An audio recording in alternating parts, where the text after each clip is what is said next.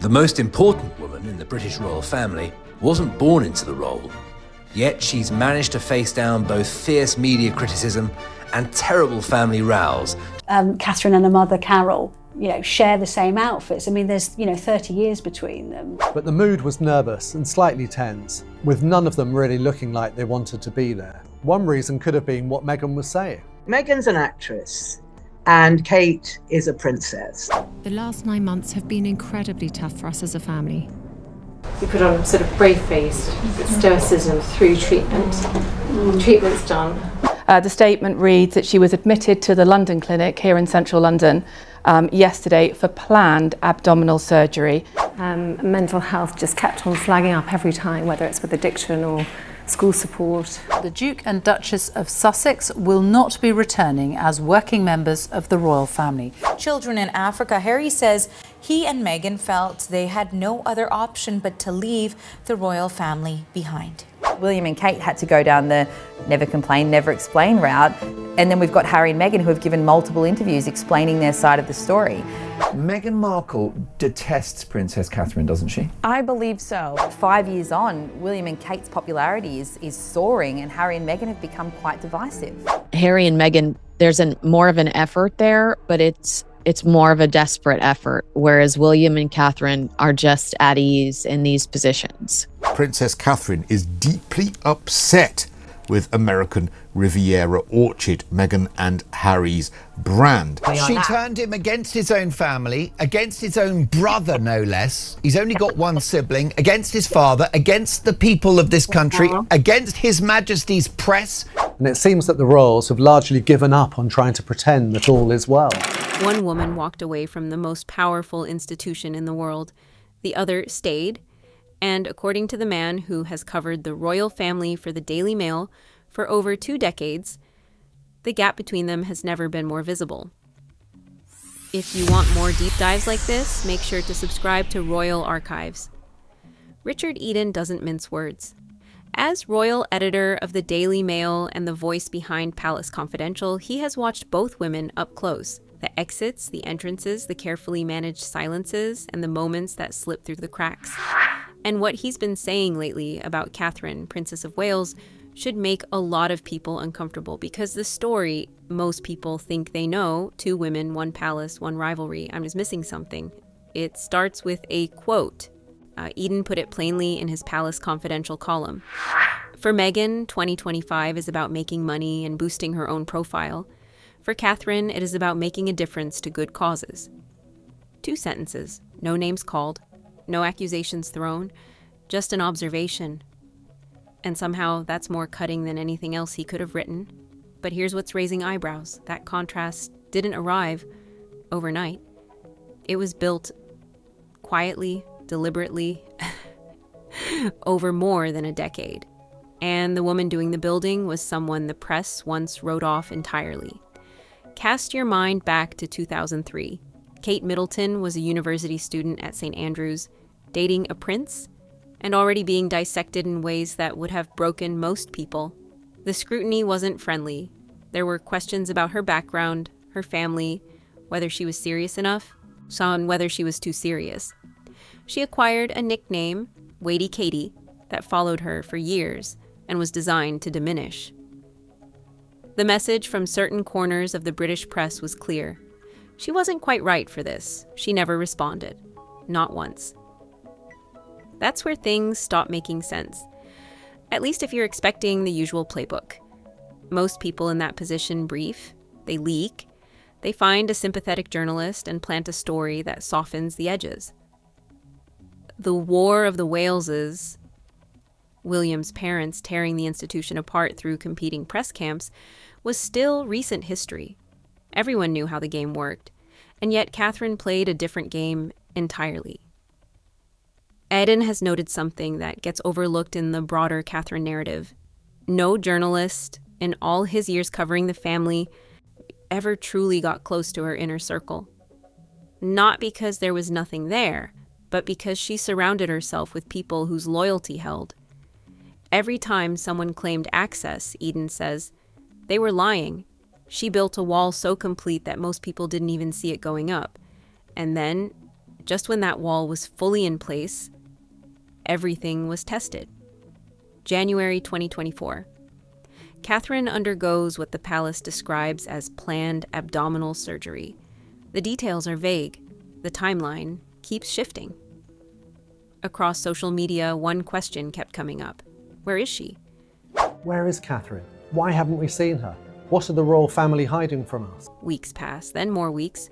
Then in March, she appears on camera. No palace aide beside her, no carefully managed press release, just her, directly to the public, confirming a cancer diagnosis and announcing she had begun chemotherapy. The surgery was successful. However, tests after the operation found cancer had been present. And what happened next stopped people mid-scroll. She wasn't asking for sympathy. She wasn't seeking validation. The video, calm, measured, almost eerily composed, felt less like a personal confession and more like a reassurance. Eden described it in stark terms. Watching it, he said, was like watching an address from Queen Elizabeth herself. That quiet authority, that refusal to let the camera see anything other than what she chose to show. It landed. Hard. And here is where the story takes a turn.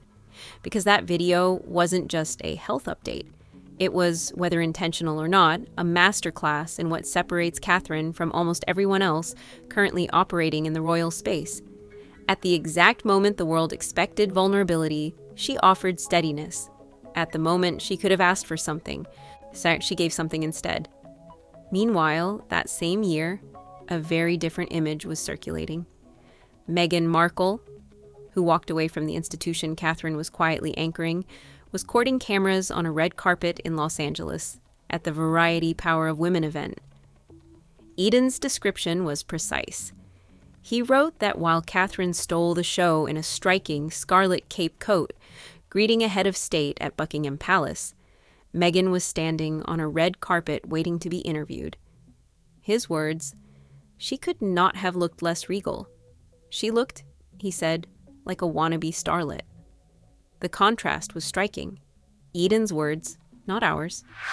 But here's the part that doesn't get discussed enough. That contrast, the state banquet versus the celebrity carpet, isn't just about appearances. So it's about what each woman chose to become once the choice was fully theirs to make.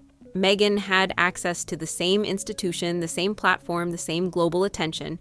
She chose Hollywood. She chose contracts. She chose personal brand. And something about that choice, in the years since, hasn't quite landed the way it was supposed to. The deals arrived. The docuseries, the memoir, the lifestyle brand, the podcast that launched and then disappeared. Each one generating coverage.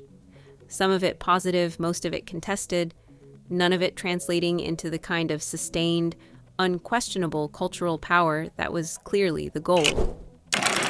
Catherine, by contrast, was barely visible for most of 2024. She was in treatment.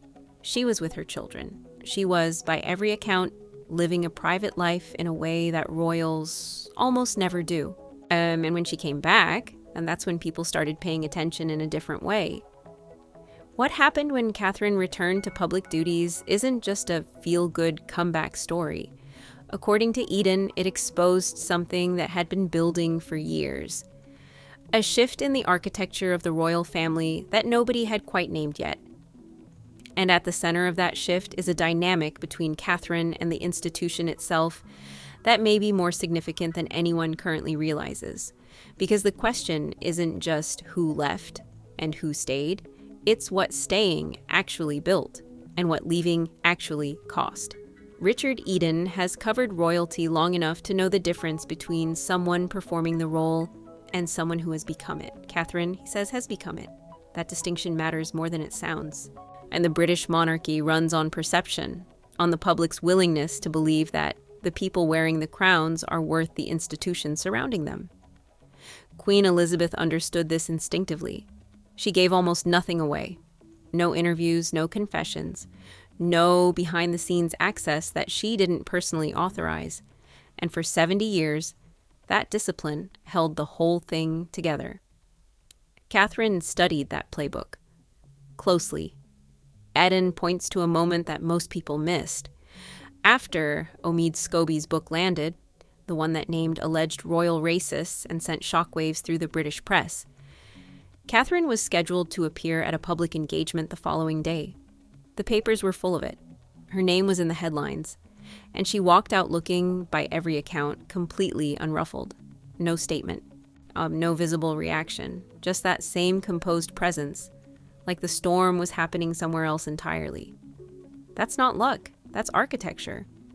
But here's what's raising eyebrows in royal circles right now. The composure isn't just personal discipline, it's becoming institutional power. With King Charles managing his own health, William and Catherine have been stepping into a vacuum that nobody officially announced, but everyone can feel. Royal commentator Richard Fitzwilliams framed it directly. They are, he said, the world's most glamorous royal couple, performing joint engagements whenever possible, reclaiming the global stage together. That phrase, reclaiming, is doing a lot of work, because the stage was never really lost. It was just temporarily quiet. And quiet, for Catherine, has never meant absent. Eden traces the roots of her steadiness back somewhere most royal coverage skips entirely. William grew up inside a collapse. His parents' marriage didn't just end. It detonated publicly in competing press camps, with briefings and counter-briefings, and two people who once stood at the altar of St. Paul's Cathedral, spending years trying to destroy each other's reputations. That damage ran deep. Eden says anyone who has read Harry's memoir can see exactly how deep. Catherine grew up in the opposite of that. Her mother, Carol, built a business from a kitchen table while raising 3 children. Her father was steady, present, the kind of parent who dressed as a gorilla on Christmas morning just to make the kids laugh. That Eden recounts the moment, genuinely surprising at the time, when it emerged that William would spend Christmas not at Sandringham with the royal family, but at the Middleton home in Berkshire. People didn't believe it at first. It turned out to be true. And it said something about what William was looking for that no official biography ever quite captured. He wasn't just falling for Catherine. He was falling for what she came from. That foundation, stable, warm, private, is what Catherine has been quietly extending into the institution itself. Her early years campaign isn't bland policy work, whatever the critics say. Eden frames it as something closer to personal conviction, a woman who watched what an unstable childhood did to the man she married and decided with some urgency that this was worth fighting for publicly. It's not because it polls well, because she believes it.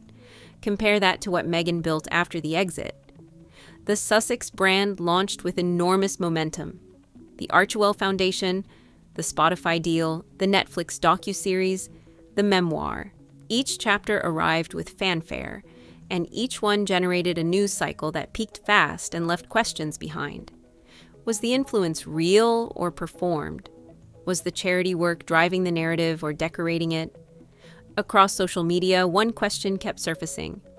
Where is the sustained impact? Eden never asked that question about Catherine, not once. And that asymmetry, so one woman whose impact gets questioned, one whose doesn't, is exactly what makes the current moment so significant. Because 2026 is shaping up to be the year the gap becomes impossible to ignore. Royal watchers have noted that Catherine is increasing her public presence with visible intention. The Together at Christmas Carol concert at Westminster Abbey, now in its 5th year, drew 1,600 guests in December 2025 and will broadcast on ITV on Christmas Eve. She arrived early to oversee final preparations herself.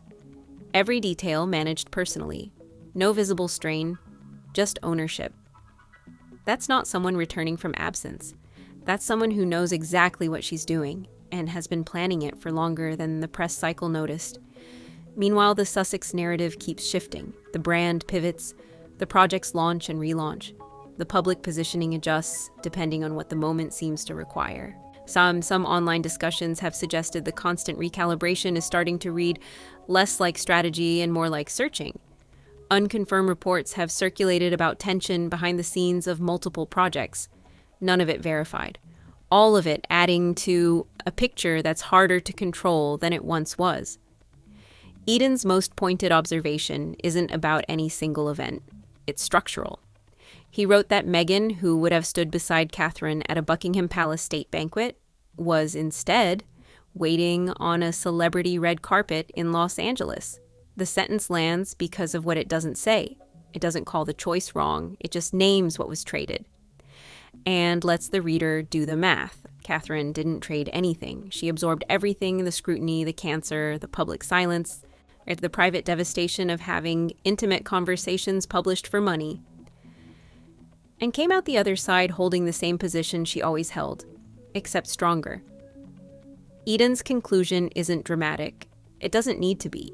He simply notes that Catherine has become, without question, the most important and most influential woman in the royal family.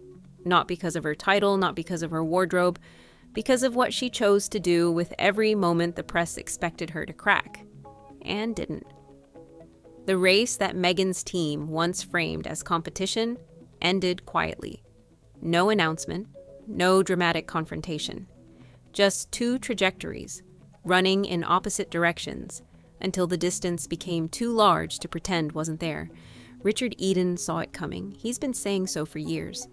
And in 2026, with Catherine fully back, fully present, and standing at the center of the institution's future, and the rest of the world is finally catching up.